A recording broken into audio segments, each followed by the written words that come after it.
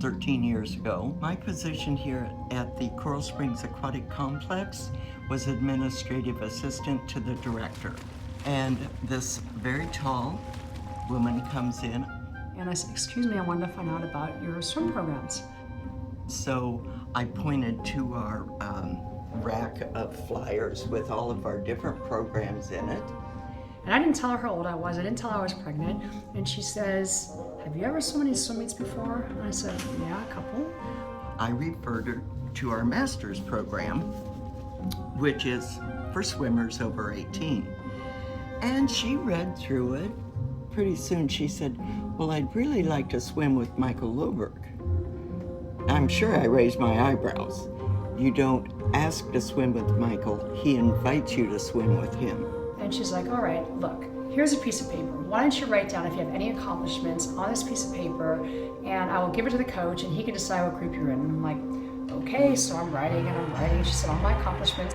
Finally, after about 15 minutes, I folded it up and give it to her. And so when Michael came in, he was at the copier behind me, and I was at my desk, and I gave him the note. He turned around, I think he was pale, and he said, Dara Torres was here? That's what it says. I have always been competitive my whole life. We have to be first in car line, first at the light. My mom, she has a need for speed, definitely.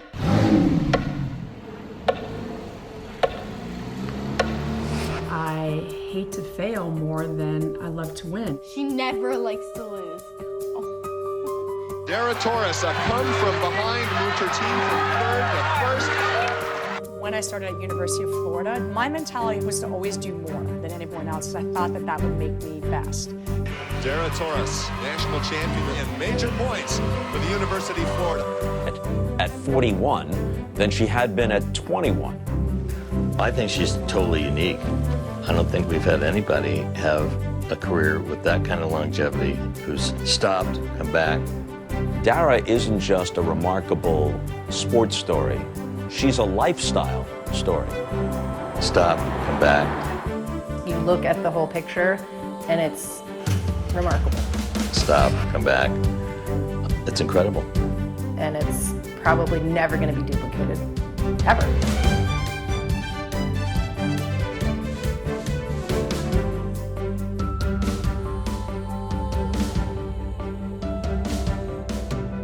When I retired from swimming the numerous times that I did, I never had the intention. Dara Torres was an incredible story. She won Olympics golds when she was 40 in swimming, which typically is people under 20. This is kind of like a hybrid score. You know, there's some orchestral elements in it. There's driving pop drums. There's echoed guitar. There's all sorts of stuff. I'm going to hide the film for a second, and let's just take a look at the left-hand side of my session here. If we go from the top down, I've got this set up pretty much like an orchestral score, right? So I've got my flutes on top, then oboes, two different articulations, bassoon, then something called Kepler winds. Then I've got some choirs, and then I've got some pianos, some percussion. I've got my guitars here and bass, and then down here, I've got a bunch of different string libraries that I'm using, orchestral strings. Right here, I've got all those wood blocks that were in that one section. And notice everything is color-coded, right? All my winds are this purple, bluish, purplish color. Then this is definitely like magenta, the choir. And yeah, my pianos are 3 different colors. That's not so good. But then once I get down to here, all my strings are one color. So I could do a better job of color-coding that. This is my counter, which gives me my bars, beats, and ticks. Below that, I've got what's called a sub-counter, and that I've got my SMPTE set up, right? So this film, if I go to my session setup, the time cone rate here is 24 drop, or just basically 24 frames per second. So I've got this set up for that. And then if we look right here on this line here, right? I'll zoom in on that. I've got, this is basically my spotting session. These are called memory locations, or in some sequencers, they call them markers, and I sometimes call them markers. And basically, that is the structure of the song for me. That's where stuff happens that I think or I was asked to check and make sure the music worked a certain way for that. And you notice that they're all different colors, so I can see them very easily. And then right here on this line, you see I've got different time signatures, right? So if I zoom in there, right, I'm in 4/4, and then I've got a measure of 3/8, and then a measure of 4/4. And then here I've got some measures of 9/8, a measure of 2/4, a measure of 4/4, a measure of 5/4, a measure of 4/4. And I do that rather than doing tempo changes. So in other words, from the beginning right until this point here, that's all 60 beats per minute. Whoops. That's all 60 beats a minute. And then right here, I just got a little area where I needed to slow it down. There's nothing really happening there except these wood blocks, and I'll talk about them in a second. And then from here to the end, I've got the whole thing at 70 beats per minute, and I've just done time signature changes to make sure I hit things on the downbeat. Now, in this section here, which corresponds to this area here, these are these wood blocks, right, that are audio. And what I did was I sound designed them, and I just placed them where the cuts in the video were. Okay, so here you could see the transients of the wood block on this timeline. And then if I play it from here, you could see that I'm going to turn off the dialogue so that that's not distracting us. And then you'll see how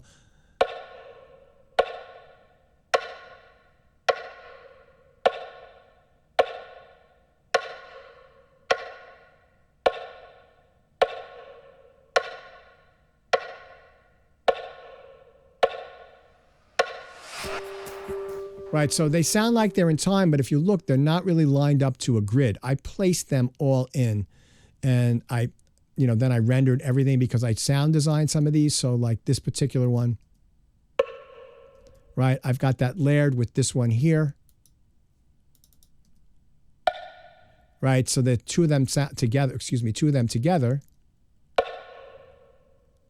So I'm layering different sounds together, and some of them are pitched differently so that it's not just the same wood block, couple of wood blocks over and over again. I'm doing some variation in that orchestration. So that's how I set up my session.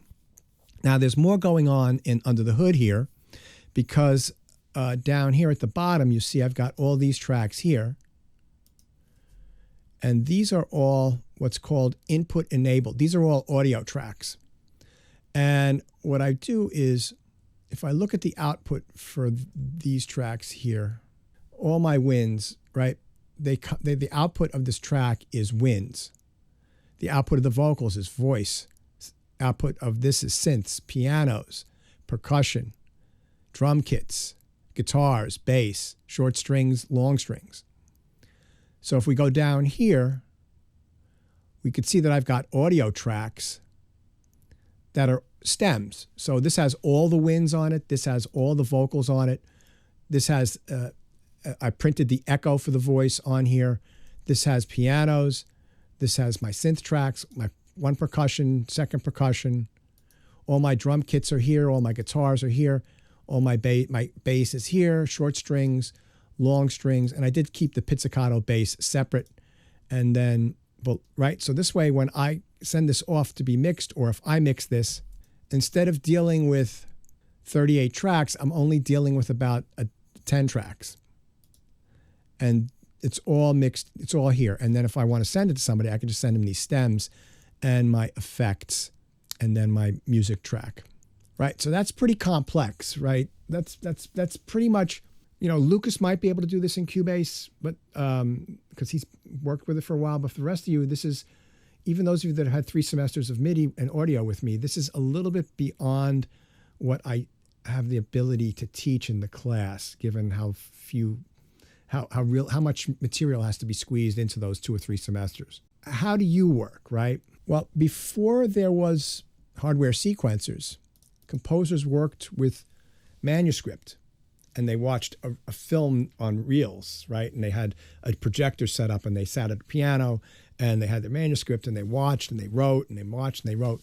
Well, the only composer that I know of, vintage composers that I know of, that actually wrote onto a score page, like an orchestral score page, was Bernard Herrmann.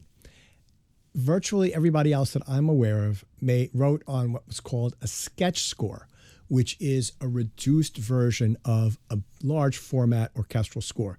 So an orchestral score, if you saw it on sheet music, would look like all my MIDI tracks on that last cue, right? It would have all the different food groups of instruments, and it would be set up in a certain way, and you could make parts from that for the musicians to play.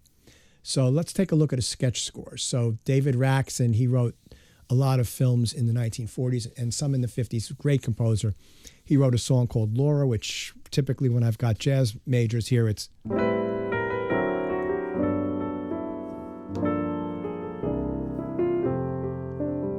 It's a really famous song that every jazz musician should know how to play. It's a standard song. It's a great song. But I'm just going to look at his handwritten sketch, what he would do. So this is from the film score Forever Amber, right? And this is difficult to see, but I can translate it for you. So he's got 3 staves. It's a system consisting of 3 staves, right? 2 treble or G clefs.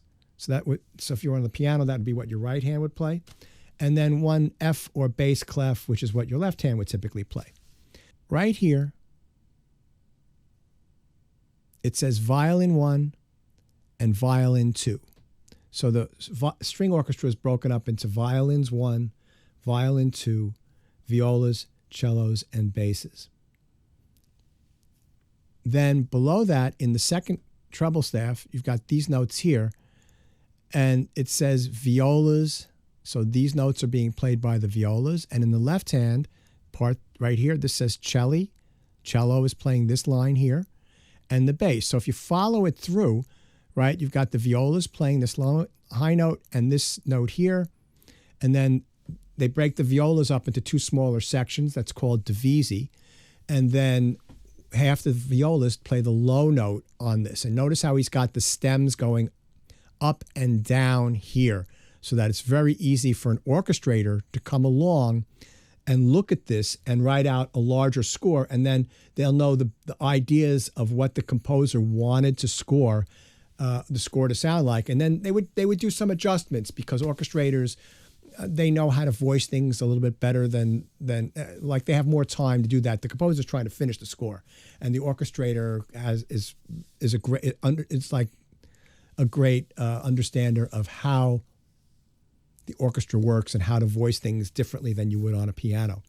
And a great example of that, if you want to listen to it, is to listen to something called Pictures at an Exhibition by Mussorgsky.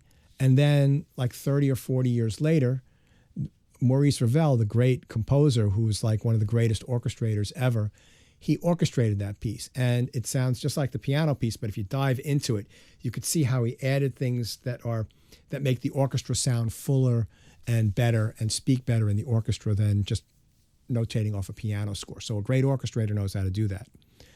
Today, the way that people work is you hand an orchestrator your MIDI score, and then they orchestrate from that.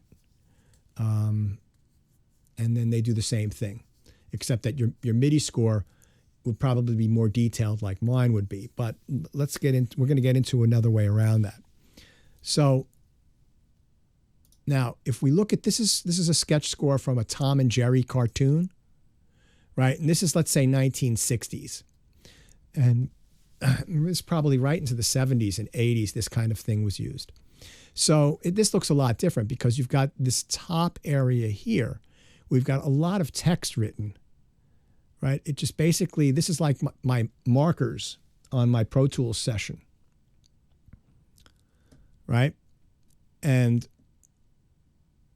more stuff here, right? So camera action, sound action. And then you've got these here, and I'm not quite sure what these are.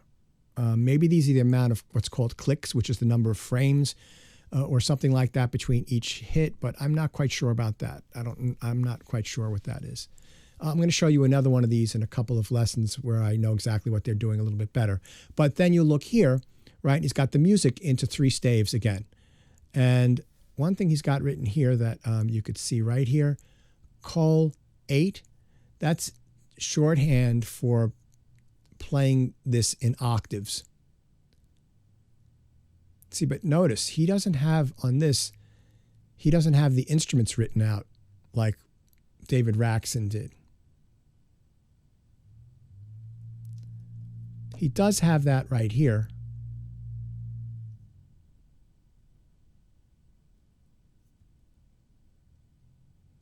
That might say clarinet. Not quite sure.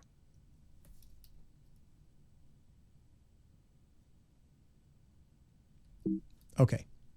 Now, we're going to be going over The Great Escape in detail today. Not because I think, I mentioned this last week, I'm going to say it again. It's not a great movie. It's a lot of fun. And I don't think the score is incredible.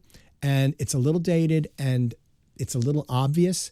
But that the obviousness is a great teaching tool for me to teach you the concept of how the theme song is deployed throughout a score, right? So just keep that in mind as we're watching it. It's we're just going for the concepts, and because it's so transparent in how he does it, it makes a really great teaching tool. So I did this yesterday. I haven't taught this before, so this will be the first time that we look at this particular part of the score.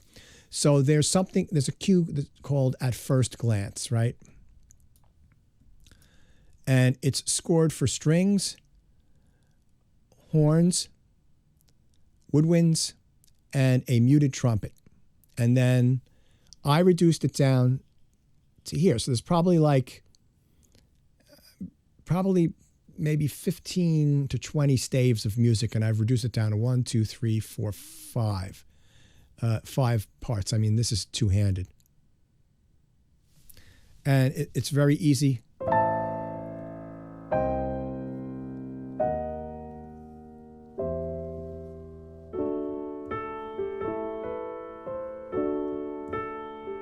Sorry about that third measure.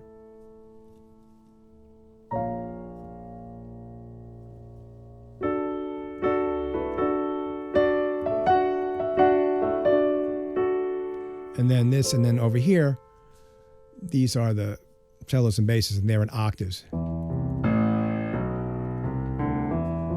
You'll hear that. So that's that. Let's go back to Pro Tools.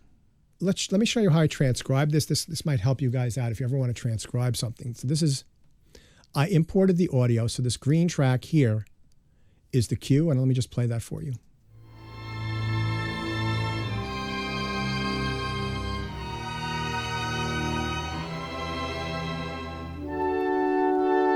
So what I did was I had to figure out, it's conducted, so it's at not a steady tempo from the beginning to the end. And this was typical scoring back in the 60s.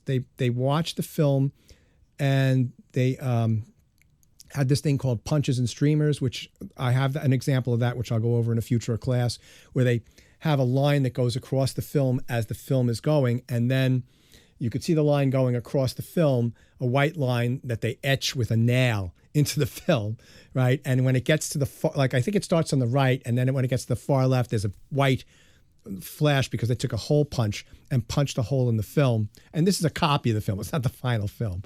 And then the projector light would flash this white light, and you'd know that you'd have to hit something at that point.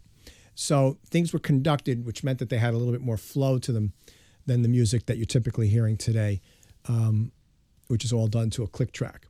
All right, so I've counted out 1, 2, 3, 4, and if I play the click track,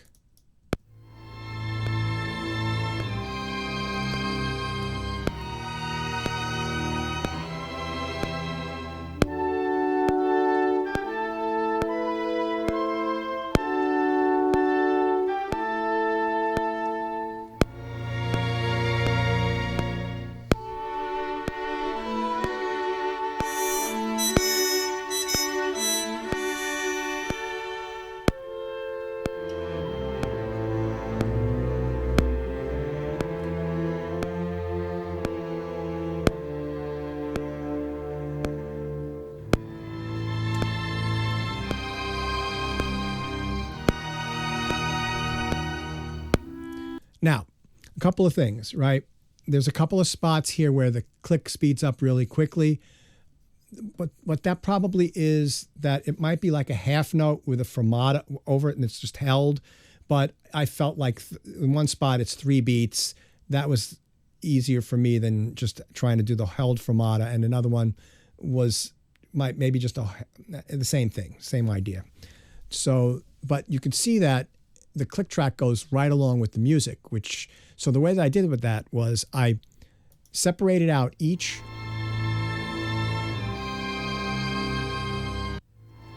measure, right? So let me get rid of that loop.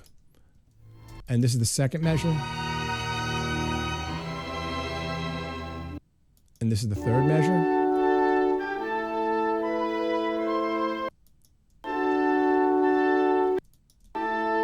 And then I've taught you guys this before that took any classes with me. Use the key control Command-I, right? And then you want it to start at measure 1, and you want it to end at measure 2. And then it automatically tells you what that tempo is for that selected clip for that amount of time. All right, we've gone over that in the MIDI classes.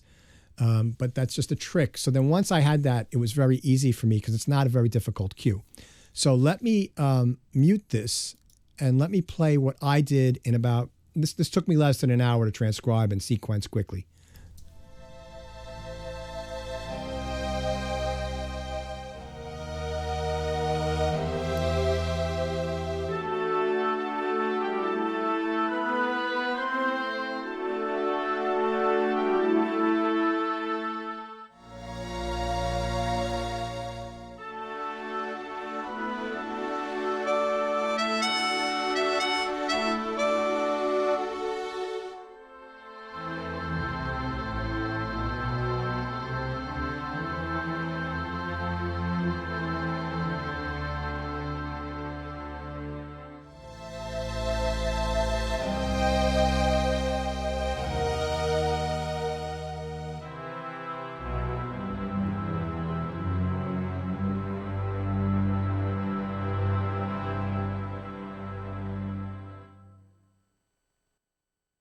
So that's a lot of sound for 5 tracks, right? And I would suggest that you start working with this because you can get a lot of sound and then not have to worry about many tracks, trying to keep track, kind of, know where everything is and trying to just be able to navigate around on your tiny little laptop screens if that's what you're using. So let me show you what I did here, right? And some of these things, you're going to, like this right here, the strings. I'm using more expensive samples, but I'm using an ensemble string patch muted.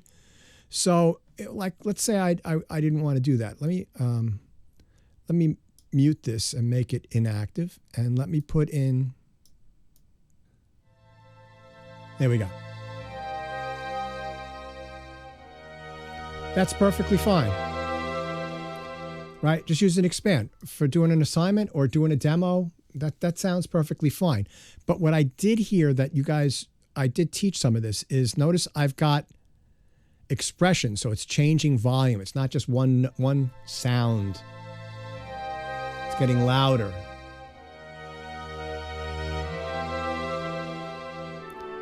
Now, if you want to, you can further go on with that. Now, I'll teach that in another class where you can automate a low-pass filter to make things sound like somebody's playing at a softer dynamic by decreasing the amount of overtones. I've gone over that. I think I went over that last year in film scoring. I'll go over it in the future. So you could use the built-in stuff. Some of those free libraries that I suggested, they might have ensemble patches, right? So basically I'm using an ensemble patch and I'm adding a solo where it's necessary. So where is it necessary? Well, right here, I needed a muted trumpet. And that's just from expand. It gets the idea across. It sounds cheap, but it gets the idea across. And for the winds, I'm using an ensemble patch.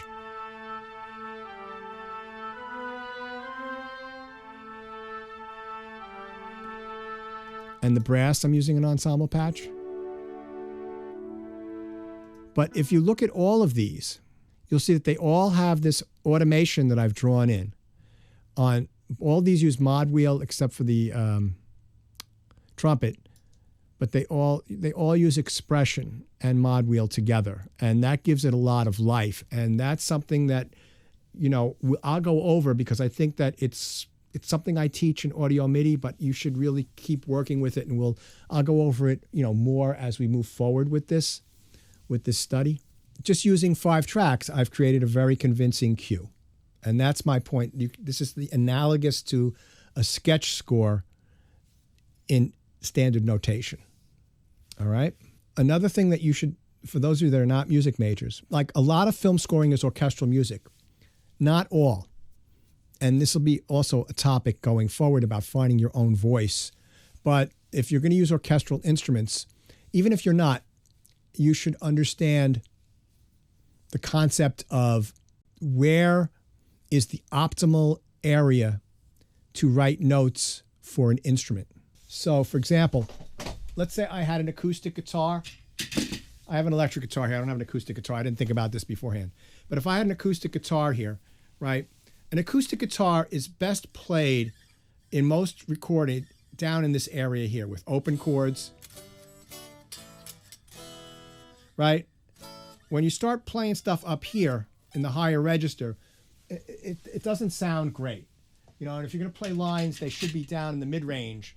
It's funny because they call those open chords, like session players, oh, those are the money chords, because that's what you hear on recordings. You know, if you're writing for flute and it's very loud, there's all sorts of instruments playing, well, you don't write down around middle C because nobody will ever hear it. That's down at the lowest range of the instrument.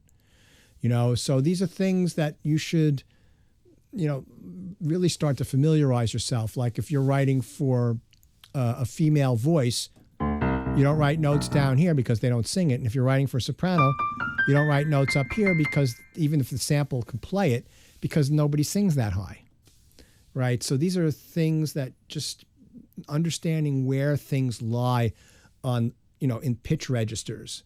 And also, what kinds of things are idiomatic for instruments?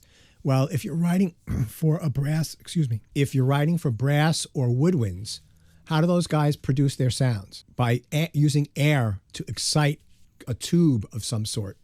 And that tube gets the length changed by pressing on some keys or pushing down on some valves, right?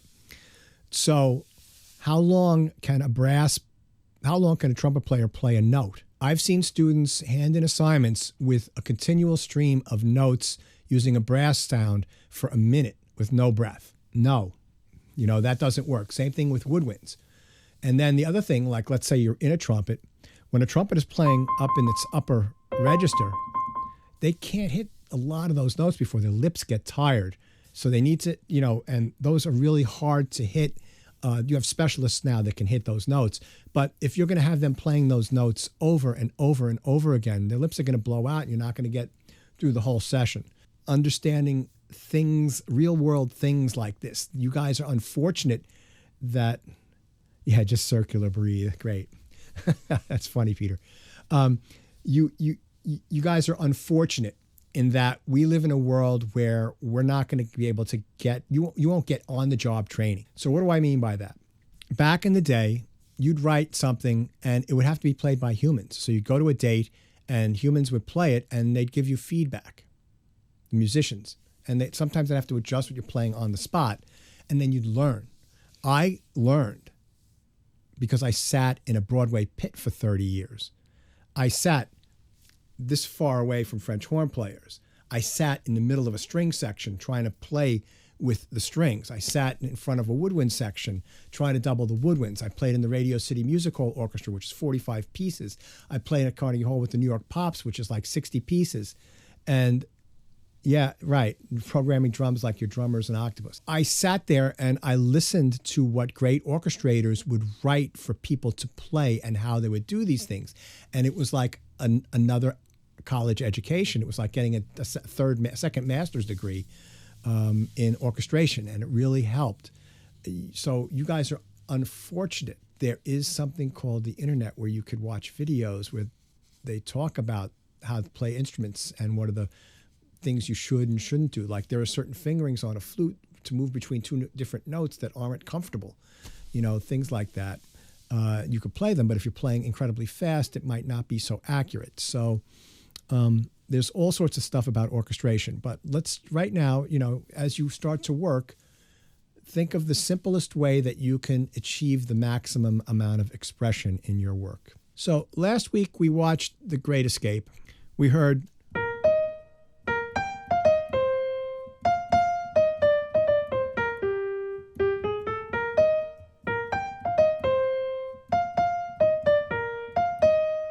right, that was used as a march in the opening scene. And just to refresh your memory, this film is about World War II, prisoners of war at a stalag in Germany, and their whole gig is that they may be prisoners of war, but they're going to create as much trouble for the Nazis as possible by trying to escape constantly. And it does have an incredible cast. I will say that. Any movie with Steve McQueen is great. James Garner's in this, James Coburn, Charles Bronson. It's just filled. And then there's a bunch of English actors that are also well known as well.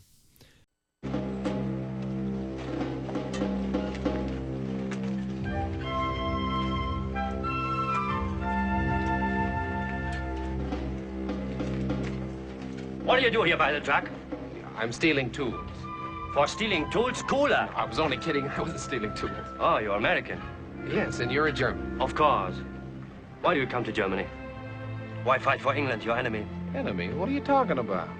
In 1812, they burned your capital. That's propaganda. It's in the history It's pure books. propaganda. I read it. And now go away from here. If you steal tools, cooler. Yeah, no tools.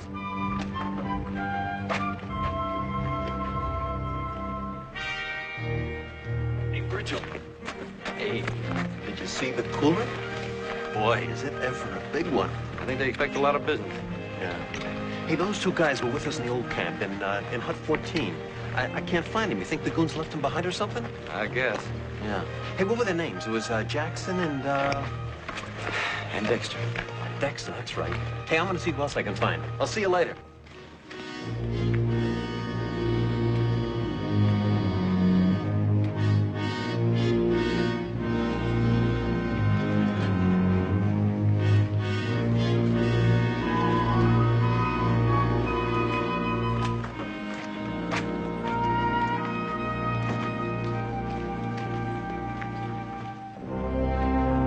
Hey, Danny, who are they? Russian prisoners. They cut down trees. Will they keep them here? Nah, they take them out. Here, cigarettes.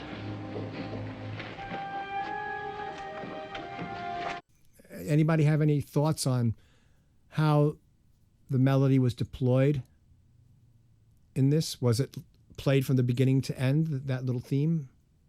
No? Okay. So he used fragments, right? A few notes, a measure or two. So if we look at the opening of this, he plays a fragment of melody, and then there's space, there's talking, and then the melody comes back in. Whatever as possible.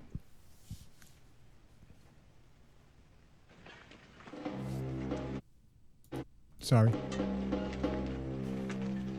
Melody. Stop. What do you do here by the truck? I'm stealing tools. For stealing tools? Cooler. I was only kidding. I wasn't stealing Right, tools. then the melody comes you're back American. in. Yes, and you're a German. Of course. Why do you come to Germany? And then right there, the texture changes. Why do you come to Germany? And then the German is trying to explain to him, why are you fighting with the British? Because they burnt your capital in the Revolutionary War, right? They certainly burnt the capital of New York. Kingston, New York was the first capital of New York, and it was burnt down. And then Albany became the capital of New York. Anyway, so right at this point, if you listen to how the texture changes, doo-da, in the bass area, you've got a fragment of that melody, and it's turned into minor.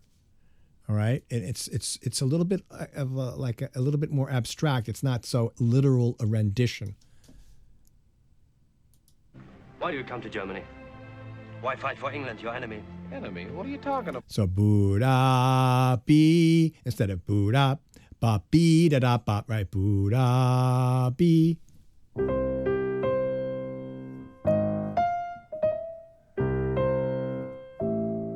Right, I don't know exactly what it is, but it's a something like that. And so that's another way he uses it. In 1812, they burned your capital. Propaganda. It's in the history It's pure books. propaganda. I read it. And now go away from here. If you steal tools, cooler. Now, more comical, right? You see how how just changing the pitch register. He's really low. The other guy was getting serious, and then afterwards he's telling him to go away. And if he catches him in there again, he's going to go into what's called the cooler, which is an isolation detention area. And then, you know, as James Garner is backing away, it gets more comical. Beep beep, ba ba ba ba ba. You know, and the pitch register goes up.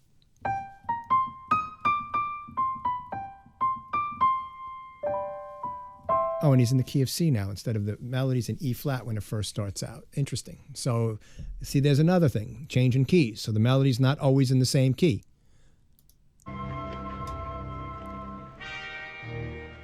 Hey, Virgil. Hey, did you see the cooler? And then that's bum bum bum bum ba-dum. That's the bridge part of the opening theme, and that changes when Steve McQueen is shown. Boy, is it ever a big one. I think they expect a lot of business. And you could see how that's just a variation of what we've been hearing. Camp in Hut 14. I can't find him. You think the goons left him behind or something? I guess. Yeah. Hey, what were their names? It was. And notice what's really effective here, because there's not really a lot going. They just want the music to move things along. So they're doing.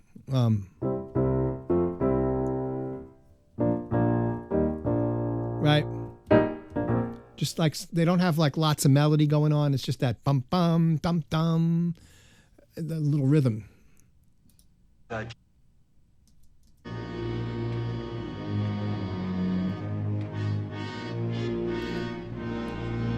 a little more ominous now because he's looking at the barbed wire and the guard and the sentry and the turret there.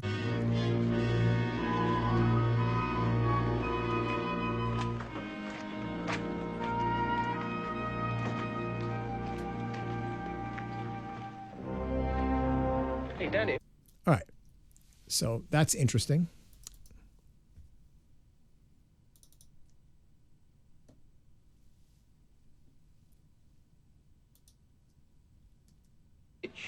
Ah, your friend, yes?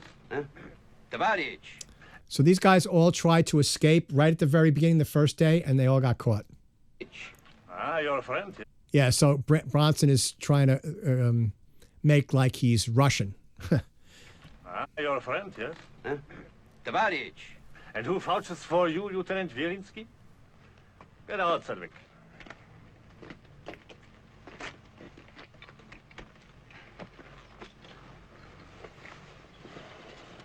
Спасибо. Marsch!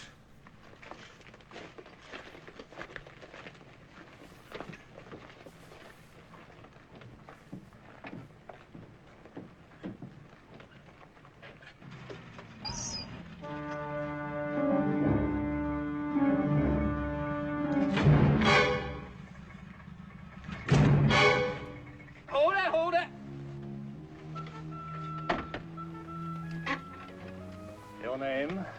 Ives. Ives. There you go. Ives. Oh, yes, Archibald Ives, Scott. The photograph doesn't do justice. I'd like to see one of you under similar circumstances.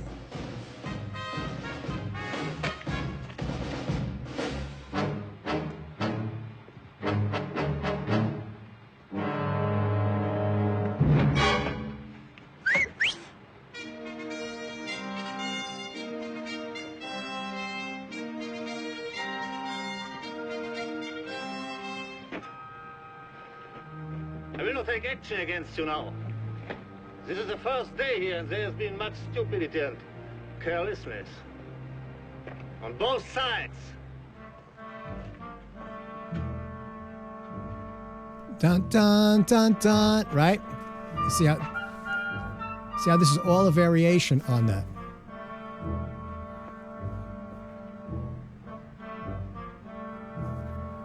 Hey! Get out! So, what aspect of the theme is the most recognizable? Is it an interval leap?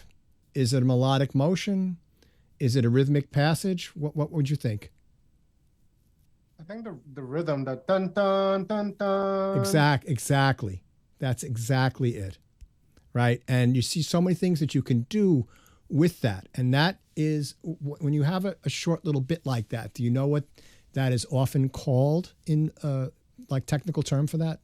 A short melodic fragment that has some really recognizable characteristics to it. Leitmotif? Not the yes and no. I would just say motive, right? All right. Yeah, like and that's something that we'll be getting into, motivic composing. And all great melodies use motivic composing. You can't think of a great melody that doesn't use it.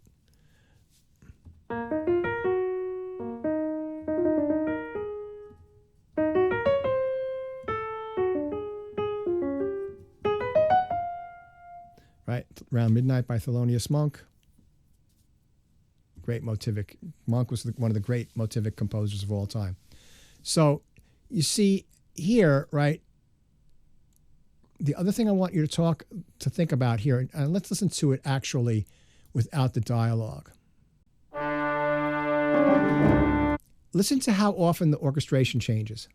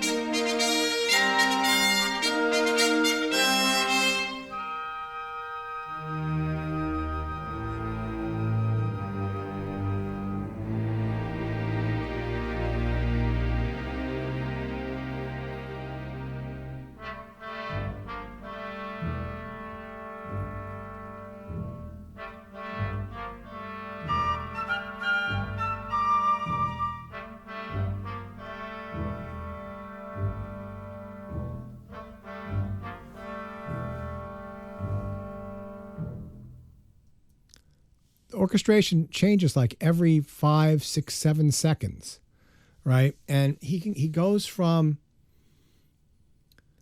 very sparse to like a full tutti where everybody's playing and a big hit. And then he's not afraid to leave space.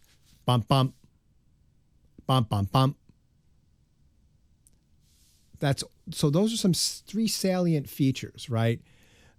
How the orchestration is changing, how the textures change as well with the orchestration. So in other words, it's not that you've got these 5 instruments here and then 5 seconds later you've got these 5 instruments and then you've got another 5 instruments. No, sometimes you've got 2 instruments playing. Sometimes you've got the next thing could have 12 instruments playing. Then you could have 1 instrument playing, and then you could have 1 instrument playing just holding a note and another one playing just a couple little fragments here and there. And then you could have a hit that's everybody on a big chord. And then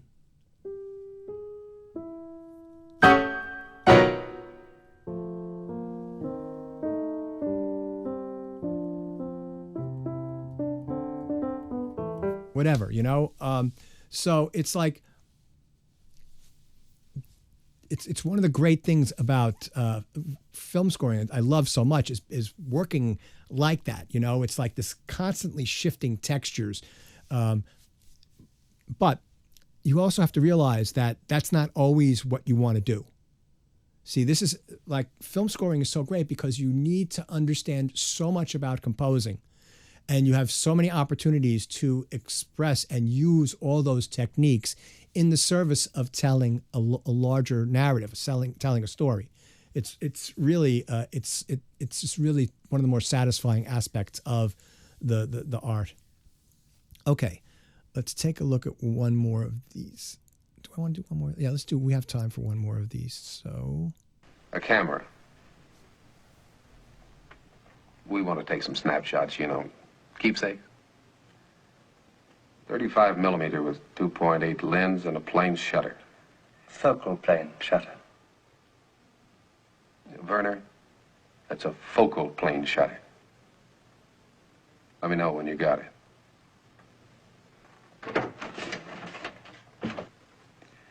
He's a crazy, mixed-up kid, that Werner. But I like him. Checkmate.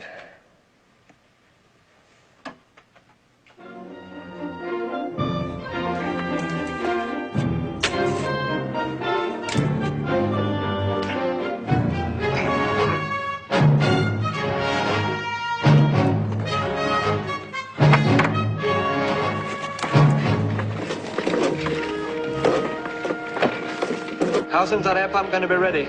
Oh, I'll have it for you tomorrow, Roger. You're badly behind schedule, said you can't call. But how's it coming, Danny? No good. No good? Today, 3 times.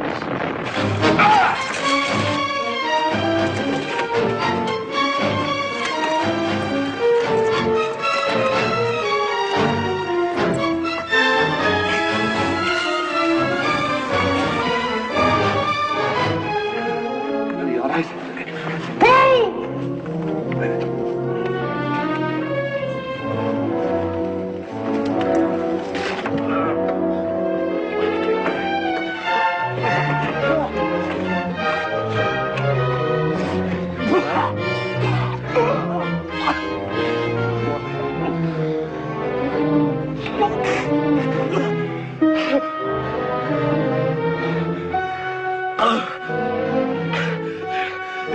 Up the whole bloody tunnel, Roger. All 335 feet of it. 4 times the day. This way we never get through. We must have more wood. It's a lot of timber, Roger. Can you get it? We'll get it. We've got to get it. I'll put Henley on it. And the new man we got this morning. Okay, Willie. okay, so this is another bit here where, let's see, this is 18. Okay, great. Where you're shifting moods, and when you're got dialogue, you got to be really careful. You know, if I was to talk to you and I'm playing something like this while I'm talking to you, it becomes really distracting because I'm playing so many notes, right? But if I'm talking to you and I'm playing something like this, you're going to be able to hear what I'm saying. It's not going to get in the way. Or something like this would accompany my dialogue. And I could speak all day long and you won't be distracted by the music. The music sort of supports it.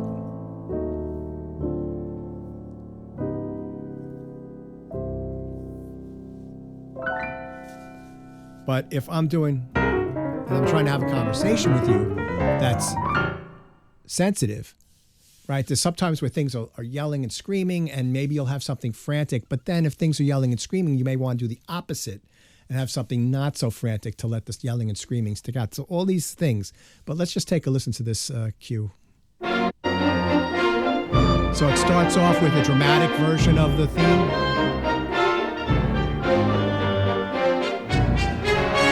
Second time through, it changes the orchestration. Now, when he gets to this, to the brass playing the melody, there's trombones.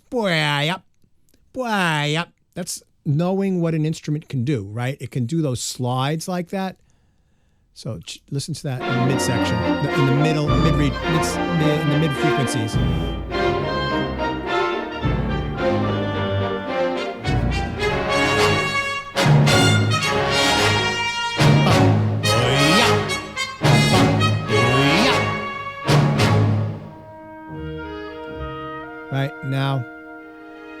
talking is going on, right? You can talk over this more.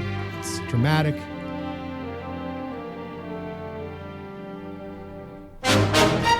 Caving, right? Action. Thing is flying across.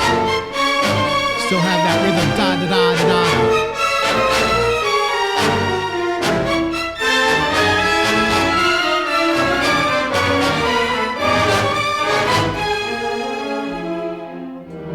Now they're back in, and the guy, they're talking about they need extra wood to make it more secure. So the music's dramatic, but it's not a lot of notes. So you see starting and stopping, changing tempos, or changing the amount of activity in each measure, right? So you've got some things where there's not a lot of activity, and other things where you got stuff going on, right? So these are all different techniques, but you'll notice that the rhythm, bump, ba-dum, bump, bump, ba-dum, bump. And this is one of the reasons why this score is so good for teaching, because it's so obvious how it's done. I'm not sure in modern film scoring you're going to want to be so obvious, but you can see how effective this technique is in unfolding the story. All right, so you have access to all these MP3s. They're in the folder. You can listen to the score if you want, and also these film clips are in our class folder. Every score that Bernard Herrmann wrote, and notice he did this, orchestrating it as he composed. He's like one of the only film composers that did this. And this is his hand-written score for the Vertigo Prelude. So you also have access to this. Somebody made it available on PDF, and I can use it for educational purposes. And it's fascinating to see. Right, so this is really cool right here for some of those triplets.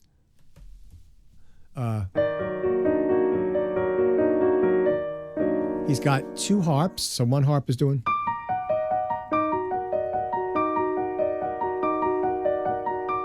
And then the other harp. Right, and then he's got a celeste, which is written down here, but it sounds up here. So you got a celeste doubling the harp, which is a really interesting sound. And that's another aspect of composing, is understanding orchestration, how to double things. So anyway.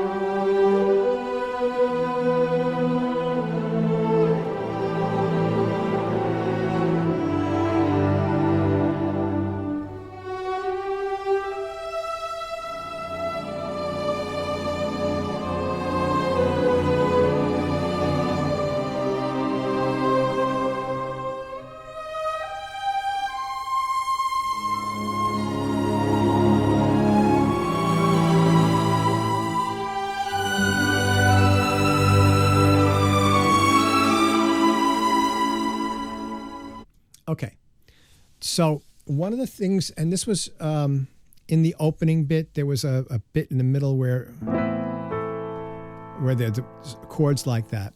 And what he's doing here, and I can show it to you on the piano, is, let's say you've got an A minor chord, right? So it's A, C, E, and A.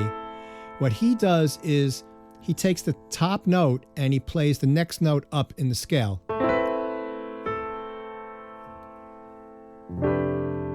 And then he resolves it, right? And that's a really important.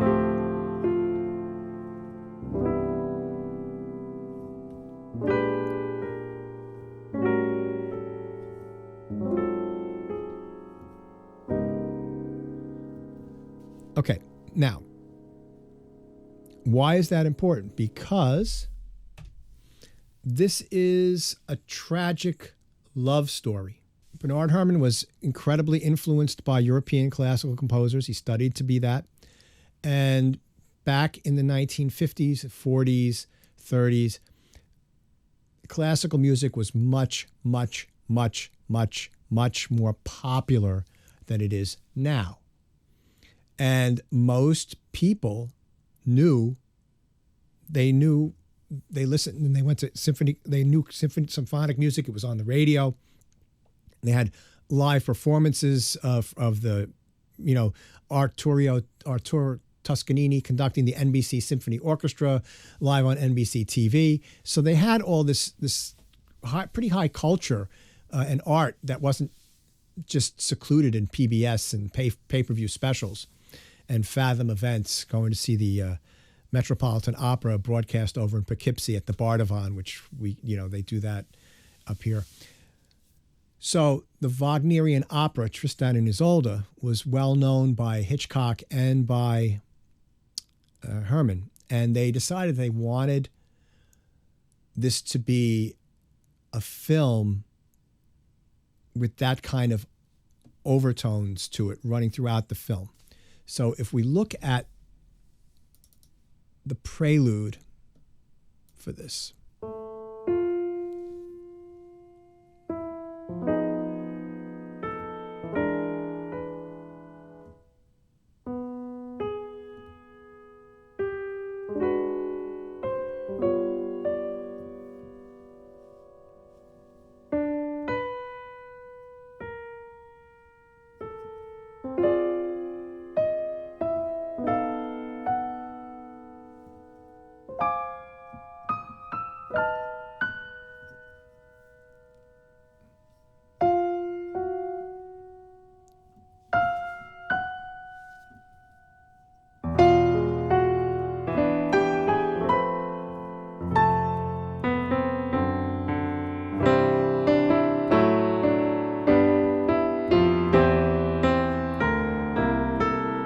Sorry,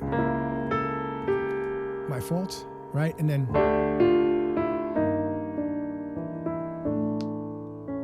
so you'll notice that in that beginning there, he's got that idea of having a very pungent chord right on the downbeat and then moving.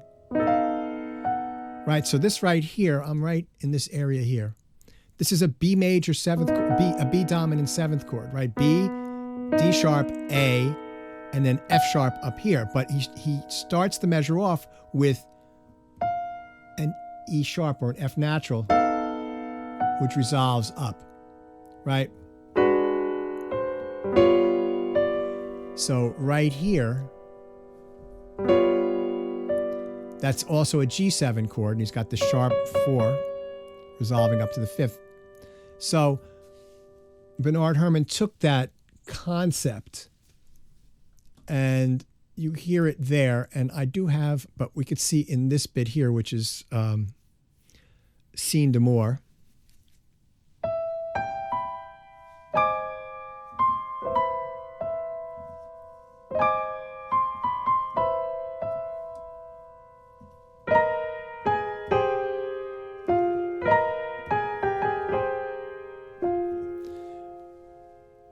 Right there. So you've got right here at the second measure, you've got an A flat chord and you got a D, right? So what Wagner did was he went from that D up to an E flat.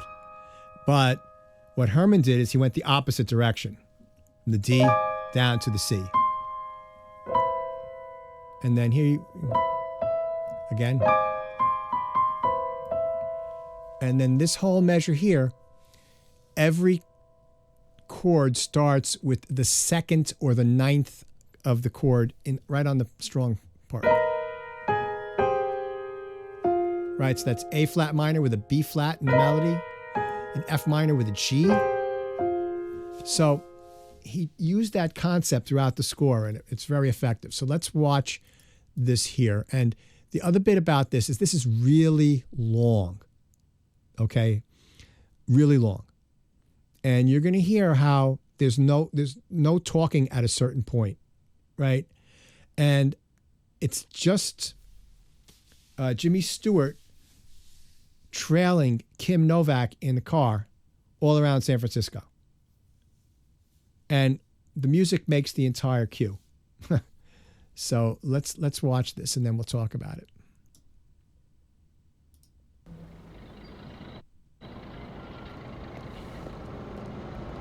Let's go a little further ahead. What's in your mind? Yeah.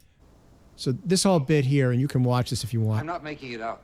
This is the husband, I wouldn't know how.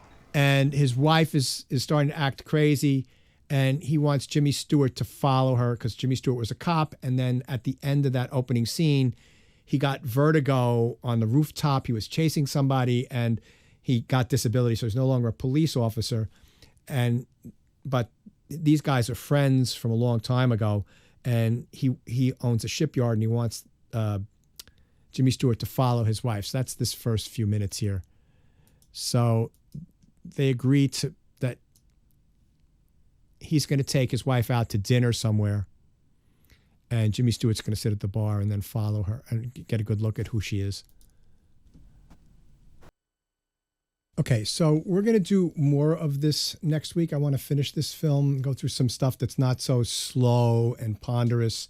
But I want to, and then we have other things next week about starting to learn about motivic composing. But let me just get you the assignment for next week. And it's going to concern the theme song that you just wrote for me. So the assignment, and it's right in the syllabus here, is to take last week's homework assignment and develop 3 30-second cues transforming material derived from the assignment using the techniques we discussed in class. Again, piano. I don't want you to work. I want you to work and make sure that the music is really good. I don't want it to be covered up by orchestration or sound. And so just think of some of the techniques we learned in class today. What I would do is maybe write a list down or type it into a PDF, a text document or something. Changing texture, changing something went from major to minor. We had some connective music with a fragment from the melody, right? We had stuff where the melody might start off up here and stay up there during the theme, but then during your variation,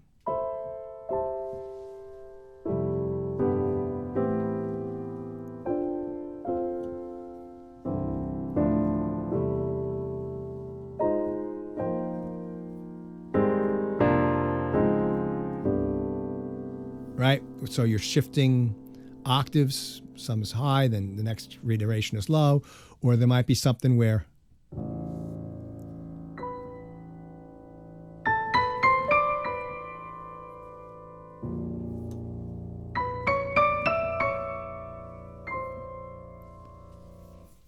there's so many things that you can do. It's just a matter of you using your imagination and studying what the great composers did.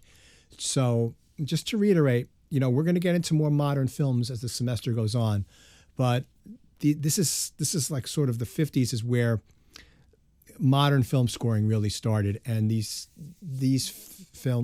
two films, this film Vertigo is an incredible film, and the score is unbelievable. The Great Escape is a great teaching tool. East of Eden is an incredible score and an incredible story. And some of the other ones that we talked about last week, To Kill a Mockingbird and Chinatown, those are incredible films with incredible scores. And even though they may look dated from the perspective of, they were shot in the 60s or the early 70s, and they were recorded, with technology back then. If you just look at them as a piece, like a period piece, the story is told incredibly. The score fits in beautifully with it, and they're just great works of art, and as well as being, commercial art, right? Where like the intersection of commerce and art. So that's what films are, because they cost a lot of money to make, and they have to make their money back. Back in this period of time, the thought was, let's make a great movie and people will go to see it. Now, what is done with all art, whether it's Broadway, whether it's an album, whether it's movies, is that it has to be focus group tested, the idea. Like the making the money is primary, and everything is based around making money rather than telling a compelling story and people will flock to it. It's like that's still there, but the money, because it costs so much money to make movies now. It costs $100 million. It's just an insane amount of money. It's really funny. Like, I played in Miss Saigon on Broadway for 10 years. I was in that show. And the music at times was very simple.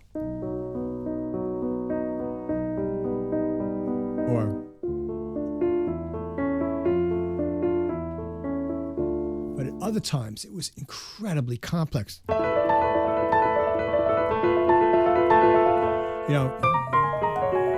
Like notes all over the place. And the orchestrations were incredibly complex. But the issue I had with the show, and even though it was a great job, was that it was written to be incredibly difficult to cover up for the banality of a lot of the melodic content. I mean, there were some really beautiful songs in that show, don't get me wrong, a handful of it, but a lot of it was really, really banal composing with just really, infantile harmonic sophistication. And, Claude Michel, he wrote Les Miserables, which was like so great. And then he followed up with this, which was mixed. It had some good moments, but they made the orchestrations so busy to cover up mediocrity. And that's one reason why I'm having you focus in on just doing these piano bits, because I want you to focus in on the meat and potato of your music, right? And just getting back to what I was saying before, when you watch a lot of movies now, you are so wowed by the special effects that it covers up not such great acting, not such great story. I've seen that story 500 times. It's like, but I'm wowed by the visuals and the explosions and it's loud and it shakes your body. And it's such a different thing, Anyway, any questions on this or the assignment? So you're going to write 3 30-second cues, transforming the material derived from what you're handing in today using the techniques we went over today. And it's just going to be solo piano. And what I'd like you to do in the title is to just put the mood you want. So in other words, let's say you're doing, let's say you did To Kill a Mockingbird. You'd write something like Mockingbird Variation Happy or Mockingbird Variation Reflective. Just use an adjective to describe what mood you're going for, so that I'll have an idea as to what you're trying to achieve. And I'll go over the stuff on Friday. I've got stuff. I have a project I'm working on the next 2 weeks, so I'll go over your themes on Friday and get you feedback for them. All right, everyone. A lot of material covered in this class. I love teaching this class. This is my favorite class to teach. Teaching you guys the MIDI classes is great. I've enjoyed that too, because I'm teaching you technical stuff. But here I get to talk about something that I'm much more passionate about than sequencing. I mean, sequencing to me is it's a thing I have to do in order to make music. So, all right, I will catch you guys next week. Have a great week, great weekend.